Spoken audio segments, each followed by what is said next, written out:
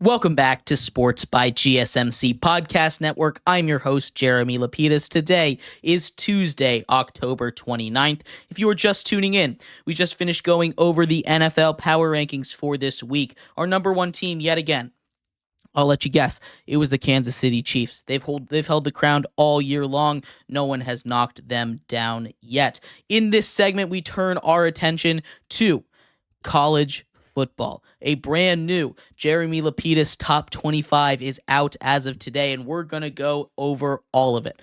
But before we do that, remember, if you would like to be an even bigger part of the show than you already are, all you need to do is go to gsmcpodcast.net. Or if you are on YouTube, you can use that super chat feature. If you do either of those two things, a message, should pop up on the bottom of the screen for you, me, and everybody else around the world to see.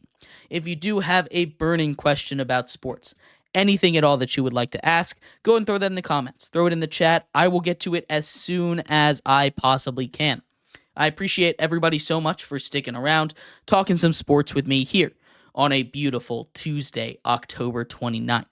But like I was saying, we're going to finish up our Ranking Tuesday today, getting into the NCAA College Football Top 25 for Week 10. Starting, of course, as always, with our group of top five. We have some of our biggest changes yet since the very beginning, the very induction of the group of top five. At the bottom, number 5 is UNLV. They're a team that drops 3 spots in this ranking. They were at number 2. They take a close loss to Boise State in their biggest game of the season. They're all but eliminated from the college football playoff, but I still think they are one of the best teams in the group of 5. Their only losses so far have come against Boise State and a Syracuse team that I still am very high on. I think it's a very good Syracuse team. They have some issues defensively, but it's a good UNLV team still. They deserve a little bit of respect. A new entrant on to the group of 5 top 5 is Tulane at number 4. Tulane has been playing really good football. We talk about UNLV with 2 losses coming against really good teams. You talk about 2 quality losses. You talk about Tulane. One to a top 25 ranked team in Kansas State, very similarly to UNLV, and the other one to Oklahoma, a kind of disgraced former top 25 team. Both of those losses are very similar, in my opinion, between these two teams, but Tulane has been playing better football down the stretch here. Their losses are older. I think Tulane gets the jump on UNLV here at number 4. At number 3, it's Washington State.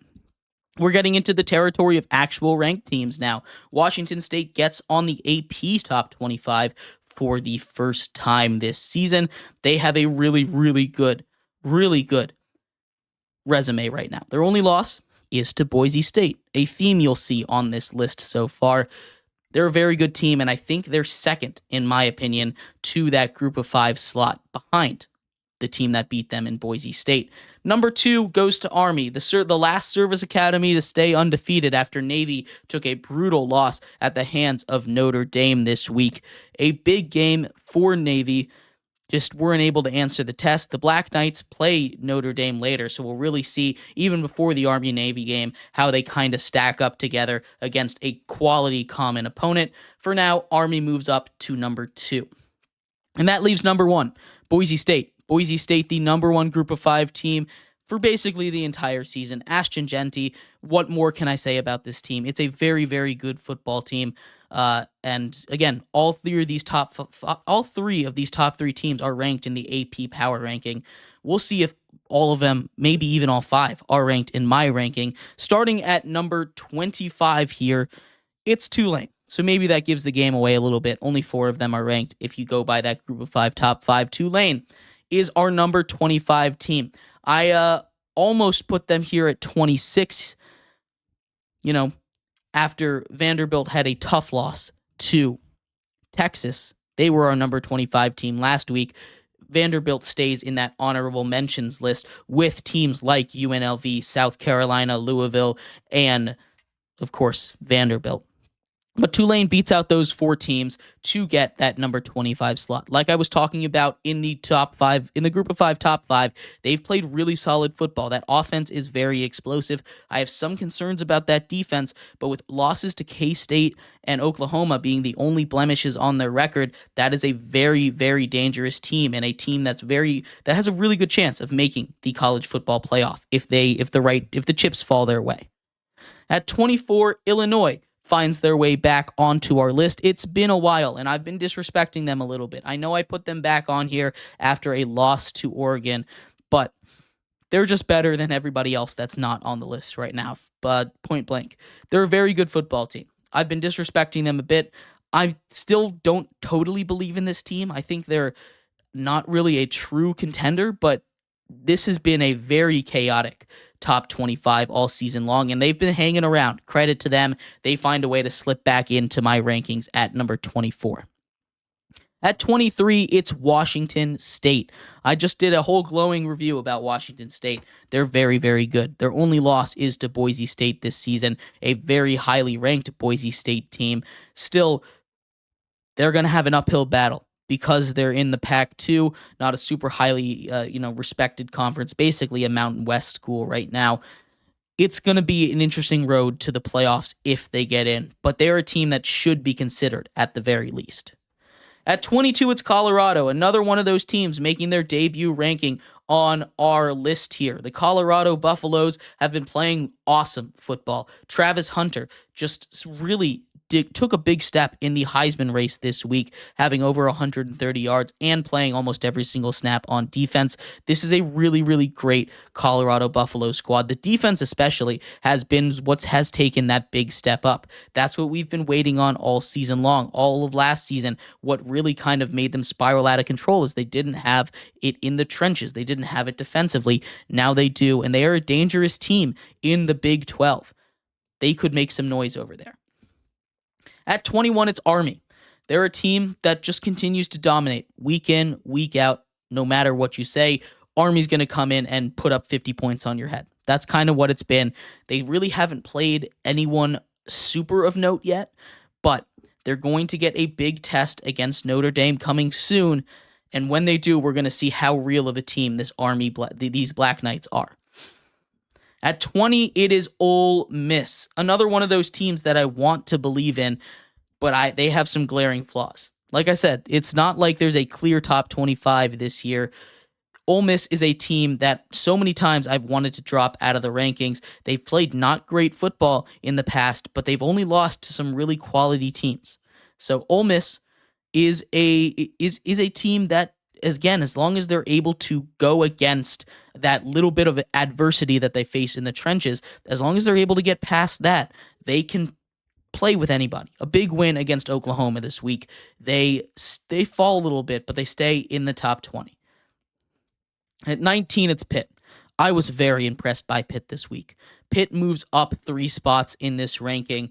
They put the beat down on Syracuse, and they didn't even need their offense to do it. A very high-powered offense in that, but they got 3 pick sixes. The defense was the most impressive part of that to me. It was a part of the equation that I wasn't fully aware of, honestly.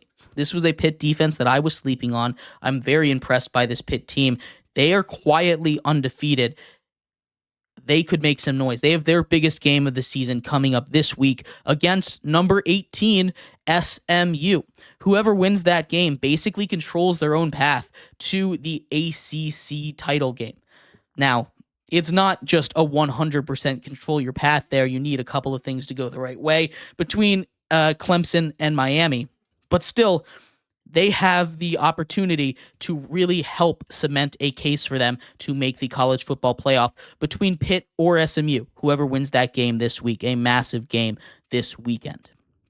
At 17, it's Alabama. The Crimson Tide absolutely dominate Missouri. Missouri, a team that was just hanging on to their ranking. They are long gone now. Not even a thought in my mind. Alabama puts 34 up on them, doesn't allow a single point.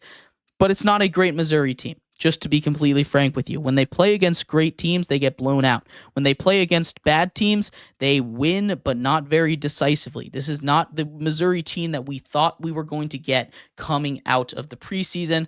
Alabama shows them what a real team looks like, honestly. I'm still not super high on the Crimson Tide. They're a little bit up and down this season, but still a big win for the Tide there at number 17. At 16, it's the Boise State Broncos.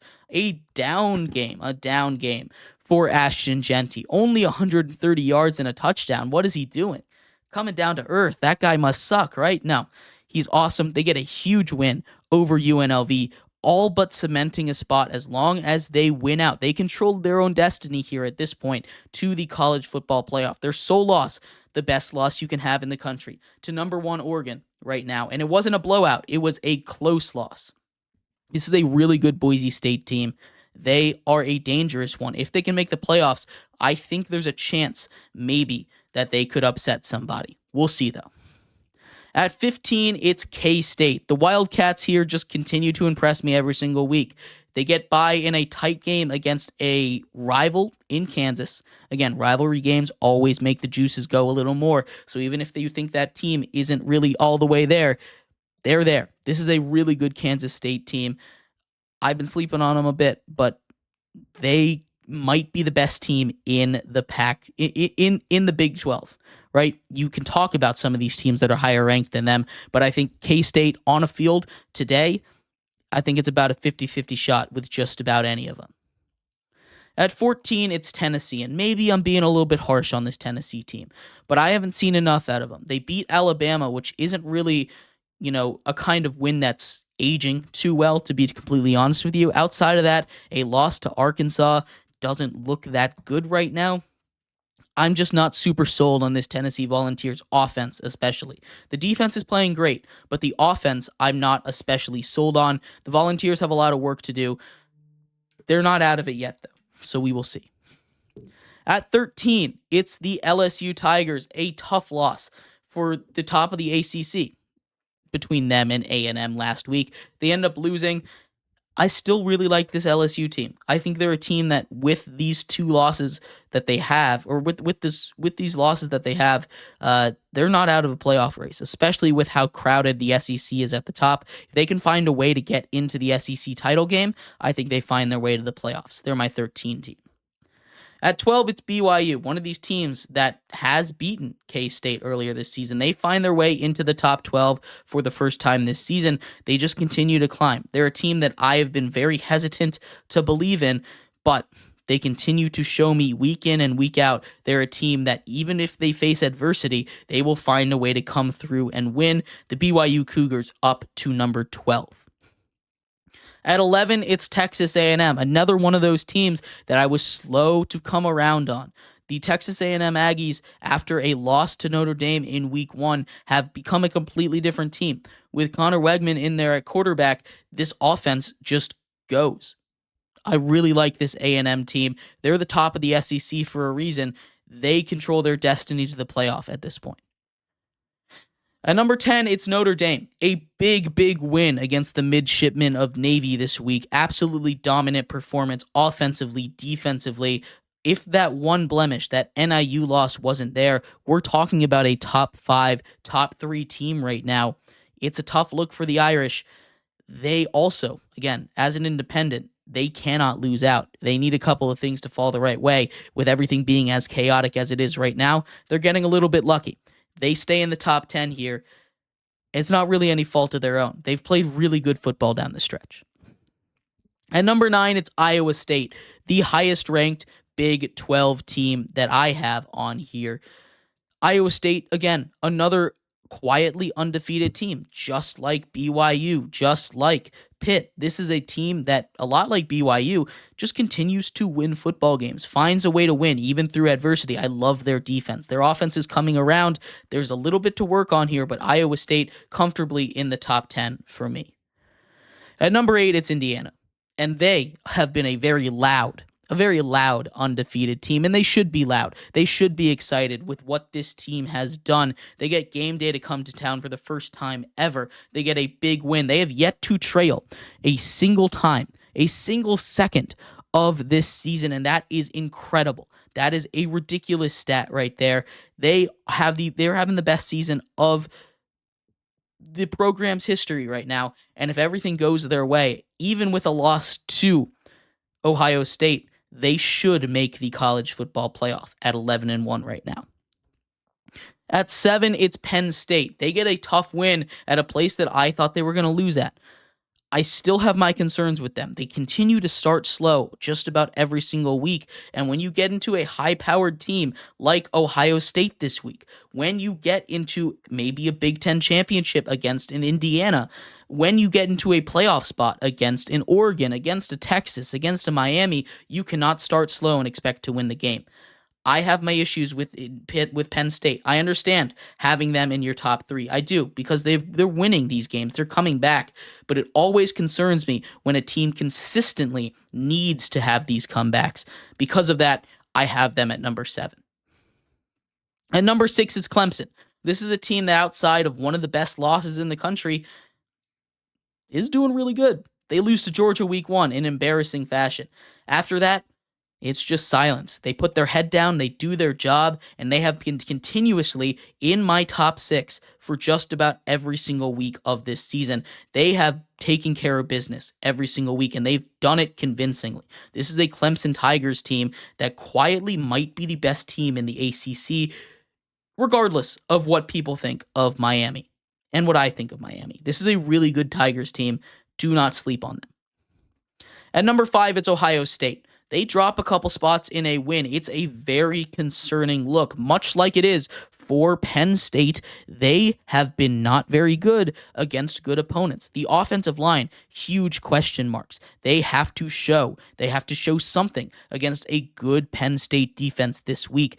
This is a game that could ruin one of these two squads, at least in my opinion, if either of them look awful. This is a big game for both of them, and one that I'm not certain Ohio State is going to win, even though they've been dominant over the past as long as I can remember. Texas to number 4 here. They escape with a win against Vandy. The 3-point game, it makes it look closer than it was. They still didn't play their best football. Diego Pavia and that Vandy team have a way to make that game look close no matter what. A garbage time touchdown at the end really does it for you. But still, this is a Texas team that has its issues, just like Ohio State. But still, I am a big fan of this Texas team. I think that depth is going to help them a lot more. Ohio State's a little thin. Texas is not. They're still at number 4 for me. At number 3, it's Miami. The Hurricanes finally just dominate again.